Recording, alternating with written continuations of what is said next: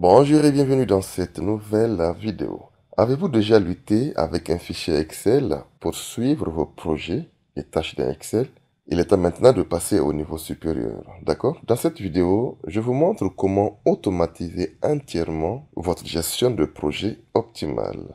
Nous commencerons tout d'abord par une feuille de paramètres dynamique pour lister vos projets et tâches. Puis nous irons encore plus loin avec une feuille de suivi des activités. Donc, grâce à ces deux approches-là, les dates de début, les dates de fin, les activités et le statut de chaque tâche s'actualisent automatiquement, créant donc une application qui suit vos projets en temps réel. Je vais vous montrer. Alors, ici, nous avons déjà le suivi automatique des activités et projets. Ok. Nous avons ici de la première colonne l'ordre. De la colonne suivante, nous avons les différents types de projets. Donc, c'est une liste déroulante ici. Nous allons tout simplement dérouler et sélectionner par exemple le projet 4. D'accord? Et en fonction du projet sélectionné, vous constaterez tout de suite l'évolution de nos activités et toutes les informations se mettent à jour automatiquement. Donc je reviens au projet 1. La colonne suivante, nous avons les chefs de projet. Donc nous avons la date de début, nous avons la date de fin. Et ensuite, nous avons ici les sous-activités. Dans la base suivie des activités, nous avons une base de données dans laquelle nous suivons nos activités. D'accord? C'est une application très simple et automatisée. Vous allez voir. Là, déjà, nous avons combien de tâches? Nous avons 10 tâches pour le projet 1, mais nous n'avons validé que 2. D'accord? Comment vais-je le savoir? Pour mettre en surbrillance l'automatisation et l'automatisme de cette application-là, je vais mettre les deux feuilles côte à côte. Récemment, j'avais fait une vidéo où j'ai montré comment mettre deux classeurs Excel différents côte à côte afin de les synchroniser. Je vais simplement me diriger de l'onglet affichage et là, j'ai tout simplement nouvelle fenêtre. D'accord? Je vais d'abord cliquer sur nouvelle fenêtre. Ensuite, je me rebascule dans affichage et là, je fais réorganiser tout. D'accord? J'ai une nouvelle fenêtre. Je sélectionne vertical. Je peux automatiquement cocher fenêtre du classeur actif lorsque j'ai plusieurs classeurs actifs, hein, d'accord? Donc, je coche quand même cette option-là et je fais OK, d'accord? Je vais un tout petit peu le positionner. Et là, nous avons la base de données de laquelle nous suivons nos activités, d'accord? La base, elle est là. Alors, je vais un tout petit peu la réduire. Nous allons prendre comme exemple le projet 1. D'accord? Le projet 1, donc nous avons la date de début qui est le 1er janvier 2024. Nous avons la date de fin qui est le 23 février. Alors, comment se fait cela? Vous aurez constaté ici, de la base, nous avons le projet 1 à partir d'ici jusque là. D'accord? Alors, nous avons coché que deux tâches. Alors, je vais me basculer ici et je vais sélectionner en cours. Je le mettrai en terminé. Et vous constatez la progression automatique en termes de pourcentage et en termes de barre de données. D'accord? Et les sous-tâches se sont cochées automatiquement. Cette activité qui est suspendue, alors nous allons la réactiver et la terminer. Eh bien, vous constatez déjà que nous sommes à 40%. D'accord? Je vais me basculer là et vous allez voir. Et voilà, en fonction du pourcentage déjà, nous allons colorer la progression. D'accord? Alors, le fichier Excel vierge, je dis bien, est disponible en description. D'accord?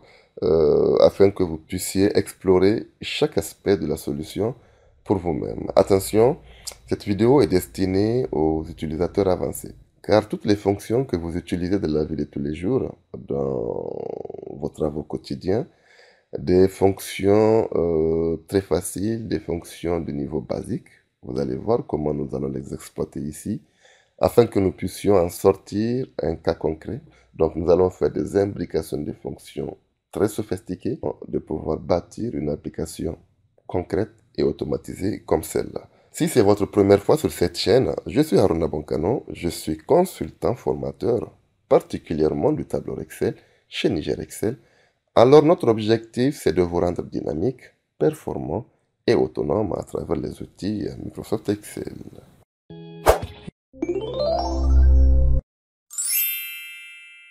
Alors, je vais d'abord vous présenter rapidos les trois feuilles dans lesquelles nous allons travailler, d'accord? Et nous allons passer automatiquement au paramétrage et à la conception de cette application-là, d'accord? Alors, asseyez-vous confortablement, prenez votre calepin, prenez votre fichier Excel vierge et appliquez toutes les fonctions avec moi, d'accord? Afin que vous puissiez appréhender très facilement tous les passages, hein.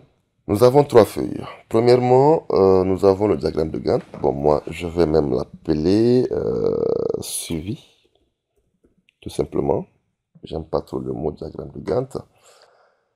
Ici, nous avons la feuille suivi des travaux et je vais encore le modifier pour mettre suivi des activités. D'accord? On improvise en direct, hein. Je pense qu'il n'y a pas de problème. Et là, nous avons les jalons et les étapes. Alors, aucune formule de la feuille, hein, de le classeur. Aucune formule. Vous allez voir, je vais afficher la barre de formule ici. D'accord? Nous allons tout bâtir pas à pas, hein. OK? On n'a aucune formule. Il n'y a qu'à faire tout simplement cette liste déroulante-là. Très facile. J'estime que toute personne qui regarde cette vidéo jusqu'à la fin peut quand même créer une liste déroulante simple avec trois mentions. Terminer, suspendre et en cours. Génial. À part ça, aucune formule, aucune liste déroulante. D'accord? Et ici, nous avons les différentes tâches et les différents projets. Comment ça marche? Vous voyez, ici, nous avons listé plusieurs projets. Ici, et c'est vraiment énorme, hein. Donc, toutes ces colonnes-là sont vides. Cela nous permet tout simplement, non seulement d'automatiser la plage par rapport au projet, et aussi la plage par rapport aux tâches. Nous avons ici les projets, donc projet 1, projet 2, projet 3. Sous chaque projet, nous avons les tâches, d'accord? Le premier boulot qu'on va faire ici, c'est de créer des plages dynamiques, hein, ok? Et ces plages dynamiques-là, ce serait tout simplement la plage par rapport aux entêtes ici. Il faudrait que la plage s'arrête tout simplement là où nous avons saisi, ok? Si par exemple, ici on met projet 12 et projet 13, automatiquement la plage dynamique va s'étendre jusqu'à projet 13. Si on met projet 14, automatiquement la plage dynamique s'actualise. D'accord? Et nous allons aussi le faire en colonne. Ça marche pour les sous-tâches. Je vais d'abord créer cette plage dynamique ici et là on va revenir pour continuer. Pour créer la plage dynamique, je me bascule dans l'onglet formule ici, gestionnaire de nom. D'accord? Et je vais faire nouveau. Et je nomme ma première formule projet. Génial. Alors là, je vais tout simplement mettre une fonction décalée que vous connaissez. Donc, je vais ouvrir largement cette fenêtre ici. Et je mets décalé à partir d'où? Alors, je rabaisse un peu ma fenêtre. Je décale à partir de là, tout simplement. De combien de lignes? De 0 lignes. Combien de colonnes? 0 colonnes. La hauteur, je vais tout simplement esquiver cette hauteur-là. Mais par rapport à la largeur, c'est très simple. Je mettrai un béval. D'accord? Et je prends toute la ligne. Très bien. Je ferme la parenthèse et je valide. Vous aurez constaté, dès que je clique dans la formule, alors notre plage dynamique a déjà pris. Ok, je vais valider. Lorsque je viens ici, je mets projet 13. Je retourne au niveau du gestionnaire de nom. Je clique ici. Et bien, vous allez constater que la formule est dynamique, hein? Ok. Génial. Donc, nous avons déjà créé une première formule avec comme nom projet. Et là, je vais tout simplement revenir au niveau du suivi des activités. Le but, c'est de créer ici une liste déroulante. Donc, vous aurez constaté que j'ai donné une plage énorme. Ça fait plus de 1000, hein. Je vais... Voilà, voilà. On a donné 1000 lignes, hein. D'accord? On estime que 1000 lignes seront suffisantes quand même pour plus de 100 projets. Je vais d'abord créer ici une liste déroulante ici, données, validation des données, j'autorise quoi? Une liste. Et là, je fais tout simplement F3. Et projet va apparaître. Deux clics et je fais OK. D'accord? Donc, si j'augmente projet 13, vous allez voir qu'automatiquement, ça va prendre, hein. Donc, je vais venir ici. Et voilà projet 13. Si j'enlève projet 13, je mets tout simplement 12. La formule va s'arrêter uniquement à 12. Extraordinaire. Alors, je dois repliquer cette liste déroulante-là sur toute cette plage de données, jusqu'à 1000. Hein. OK? Alors, ce que les gens font souvent, on incrémente non seulement des données sont à l'intérieur, ça va me répliquer la donnée qui se trouve dans la liste déroulante. Et si, par exemple, je copie cette liste déroulante-là, je fais accueil, je colle en validation, ben, il faudrait d'abord que je sélectionne toute la plage et je peux pas aller à 1000, hein. Moi j'ai pas trop le temps. Je vais vous montrer une petite astuce, hein, d'accord, qui va vraiment vous sauver la mise. Hein. Si par exemple j'aimerais sélectionner de la cellule B7 jusqu'à la cellule B1000, je ne vais pas passer mon temps à sélectionner manuellement, donc je vais tout simplement cliquer de la première cellule ici et je fais F5, d'accord? F5 ici, je mettrai tout simplement B1000, la référence de la dernière cellule. J'appuie sans lâcher la touche Shift et je fais OK. OK? Vous constatez? Donc là, je vais tout simplement sélectionner de la plage de la cellule initiale jusqu'à la cellule B1000. Là, je passe ici, coller, collage spécial, et je colle ma validation. Vous aurez constaté qu'automatiquement, la validation a été. Le deuxième boulot que nous allons faire ici, c'est de créer une liste déroulante par cascade. D'accord? Quand je dis par cascade, nous n'allons pas créer la liste déroulante comme des débutants parce qu'il y a beaucoup de failles avec la fonction indirecte. Je vous explique déjà les différentes failles que nous rencontrons souvent lorsque nous créons des listes déroulantes avec des noms déjà prédéfinis dans cette zone ici. D'accord? Premièrement, lorsque vous remettez le fichier à un utilisateur, dès qu'il aura changé, par exemple, l'entête, ok? L'entête ou le nom que vous aurez donné, et bien évidemment, à cette plage ici, alors votre formule est bousillée, tout simplement. D'accord? Souvent, les gens donnent à la page de données le nom d'entête. Ok? Donc, on met par exemple ici projet 1. Ok? Et vous pouvez non seulement utiliser un nom qui vous convient à vous, vous remettez le fichier, ben lui, il doit changer ce nom-là. Donc, ça ne marchera pas. Il faudrait qu'il fasse la même manipulation que vous avez faite pour aboutir à un résultat meilleur. Alors, dans cette vidéo, je vais vous montrer comment construire une liste déroulante professionnelle. D'accord? Nous allons imbriquer plusieurs fonctions, vous allez voir.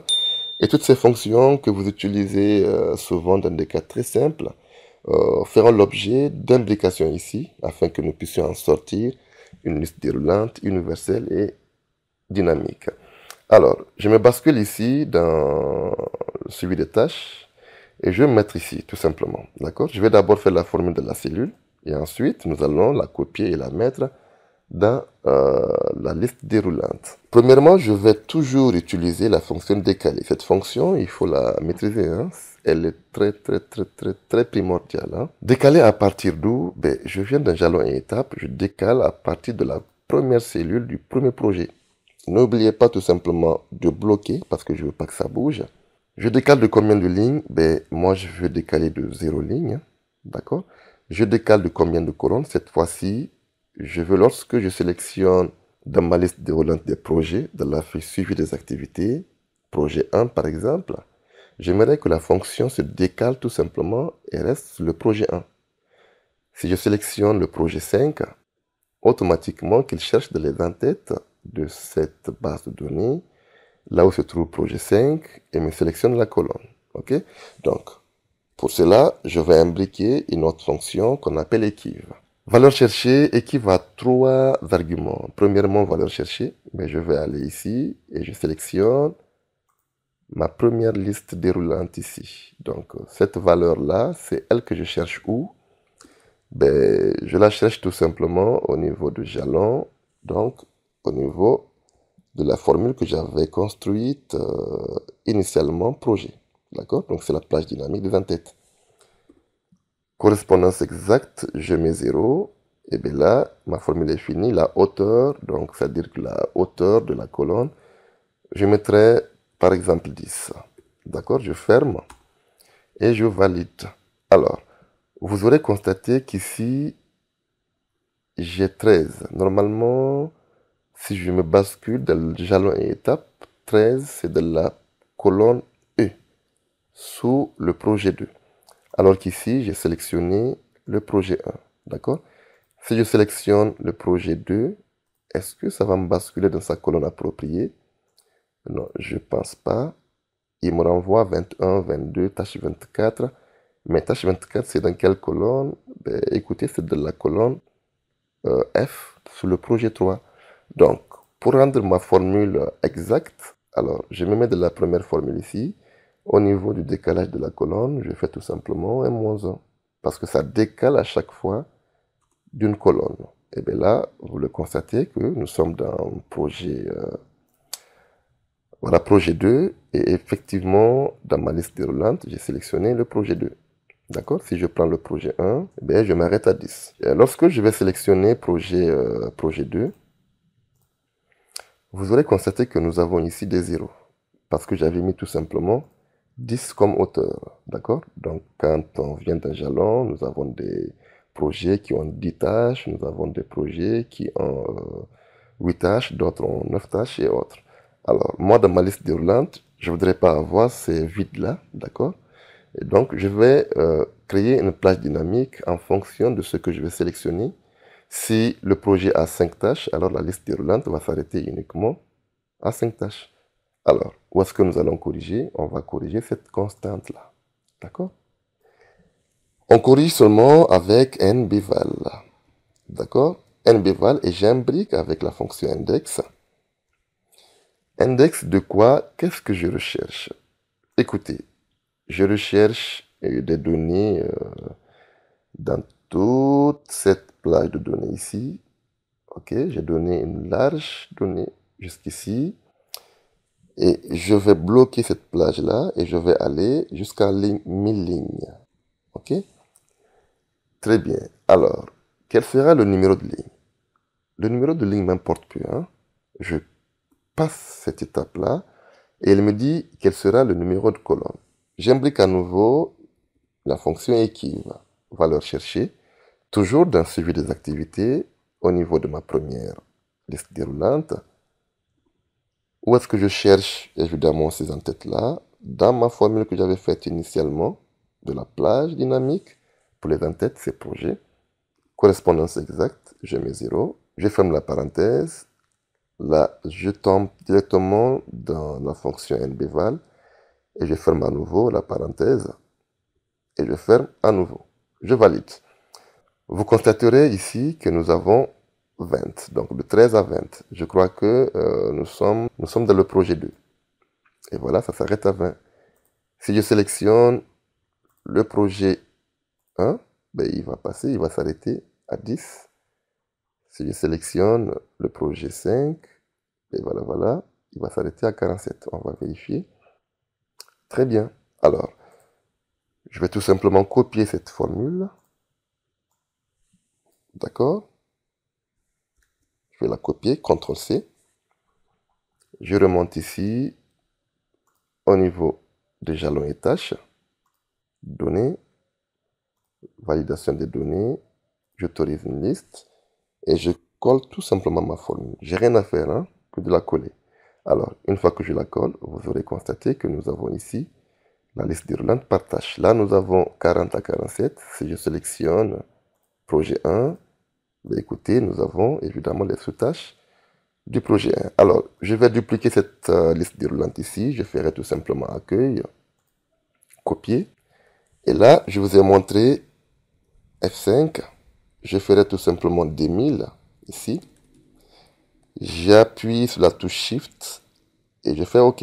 Tout simplement. Alors, je retourne dans Accueil, Coller, collage spécial. Je colle quoi? La liste déroulante, c'est la validation. Et je fais OK. Sans bousiller mes données à l'intérieur, j'ai recopié la liste déroulante. D'accord? Très bien. C'est très simple. Hein? Je ne veux pas faire des formules compliquées. Égale tout simplement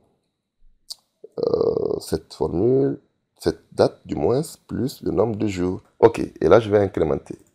Vous allez certainement me demander, vous n'avez pas fait de cette base une base de données structurée. d'accord? Une base de données Excel. J'ai mes raisons, peut-être que je vais vous les lister après, d'accord? Donc je préfère faire une base de données simple, ok? Et puis vous donner une page conséquente, hein. Et ce que je veux faire, je vais mettre tout simplement ici une fonction si.